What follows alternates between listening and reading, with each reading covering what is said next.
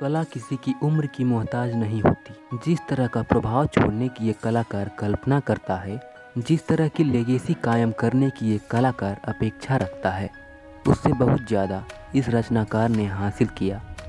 सिद्धू ने अपने 6 साल के प्रोफेशनल कैरियर में कई गाने गाए, कई तरह से कई दूसरे आर्टिस्ट के कैरियर को उठाने में उनकी मदद करी, कई नए टैलेंट को अपने प्लेटफॉर्म से मौका दिया, तो कई प्रोड्यूसर्स के लिए साथ मिलकर उनके काम को मीनिंग दिया। सिद्धू जिस भी पीस ऑफ आर्ट से जुड़ते थे उसे बेहतर बनाकर ही निकलते थे। कुछ इस तरह का प्रभाव था जीते जी उनका म्यूज़िक पर। उन्होंने कम समय में इतना ज़्यादा इम्पैक्ट कुछ इस प्रकार छोड़ा जैसे मानो उन्हें ज़िंदगी की अनप्रिडिक्टेबिलिटी का एहसास था। सिद्धू बिना किसी शक के हमारे देश के बेहतरीन कलाकारों में से एक रहे और जिस तरह उनका जीवन अंत हुआ वह वाकई में एक दिल दहलाने वाला हादसा था और कोई भी कलाकार ऐसा डिजर्व नहीं करता। इस वीडियो में आगे बढ़ते हुए हम सिद्धू मूसेवाला की कहानी को जानेंगे कि किस तरह से उन्होंने बहुत कम उम्र में ही अपने गानों के जरिए ही इतना ज़्यादा नाम कमाया और किस तरह वह इस दुनिया से चले जाने के बाद भी अपने फैंस के दिलों में जिंदा रहेंगे। तो सिद्धू मूसेवाला का रियल नेम सुदीप सिंह सिद्धू है और निक नेम सिद्धू है। सिद्धू प्रोफेशन से एक सिंगर, रैपर, एक्टर और पॉलिटिशियन थे। सिद्धू का जन्म 11 जून 1993 मूसा मानसा पंजाब में हुआ था। दोस्तों, सिद्धू 6th क्लास से ही हिप हॉप म्यूजिक सुनते थे और कुछ समय बाद लुधियाना के हरविंदर बिट्टू से म्यूजिक सीखने भी लगे।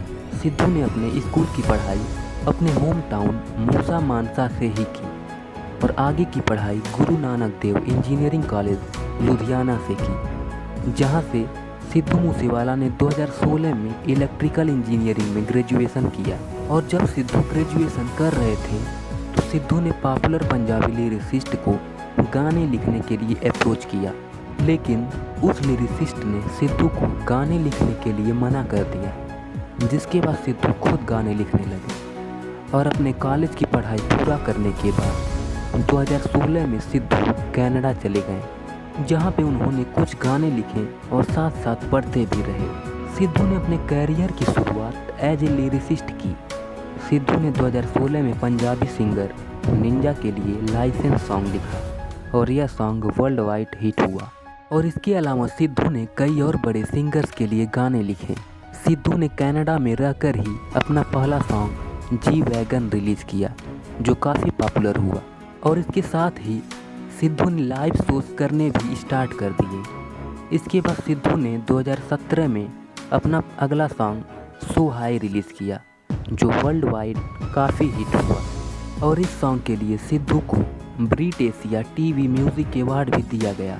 और इसके बाद सिद्धू ने काफ़ी सॉन्ग्स रिलीज़ किए, जैसे कि Issa Jatt, Tochan, self made, famous, warning shots. इसके बाद 2018 में सिद्धू को पंजाबी पीटीसी अवार्ड के लिए नॉमिनेट किया गया और इसके बाद 2018 में ही आई पंजाबी फिल्म डाकुआ दा मुंडा का टाइटल सॉन्ग डॉलर सिद्धू ने ही गाया। और इसके 2 महीने बाद सिद्धू ने अपना पहला एल्बम PVX1 डेब्यू किया, जिसमें टोटल 13 सॉन्ग थे और यह एल्बम कैनेडियन चार्ट में शामिल हुआ और इस एल्बम की वजह से सिद्धू को बेस्ट एल्बम अवार्ड भी दिया गया। और इसके बाद Sidhu best international male act and best lyricist भी बन गए। इसके बाद 2019 में सिद्धू ने अपना खुद का रिकॉर्ड लेबल स्टार्ट किया और इसके बाद उन्होंने यहीं से कई सॉन्ग्स रिलीज़ किए, जैसे कि सोने लग दे और होमेसाइड रिलीज़ किए। 2019 में ही उनका अगला सॉन्ग 47 आया, जो कि यूके के सिंगल चार्ट में टॉप 20 में शामिल हुआ। और इसी साल सिद्धू मूसेवाला स्पॉटिफाई के पॉपुलर आर्टिस्ट में शामिल हो गए। और फिर 2020 में सिद्धू मूसेवाला ने प्रेम डिल्लो के साथ ओल्ड स्कूल सॉन्ग रिलीज़ किया और फिर हर गाने की तरह ही यह गाना भी काफ़ी हिट हुआ। इसी साल सिद्धू ने अपनी दूसरी एल्बम स्नीचेस गेट स्नीचेस रिलीज़ किया। इस एल्बम में भी टोटल 8 सॉन्ग थे। इसके बाद सिद्धू ने कई और सॉन्ग्स रिलीज़ किए, जैसे कि डियर मामा, बम्बिहा बोले, गेम। इसके बाद सिद्धू ने कई पंजाबी फिल्मों में भी काम किया, जैसे कि मूसा जट, यस आई एम स्टूडेंट, जट्टा दा मुंडा गाउन लगया। इसके बाद सिद्धू ने पॉलिटिक्स में भी अपना हाथ आजमाया और कांग्रेस ज्वाइन कर ली और एमएलए का इलेक्शन लड़े, लेकिन वह इलेक्शन में जीत नहीं पाए। दोस्तों, अगर सिद्धू के फैमिली के बारे में बात करें तो इनके पिता का नाम है भोला सिंह सिद्धू और इनकी माँ का नाम है चरण कौर सिद्धू और सिद्धू का एक छोटा भाई भी है जिनका नाम है गुरप्रीत सिद्धू।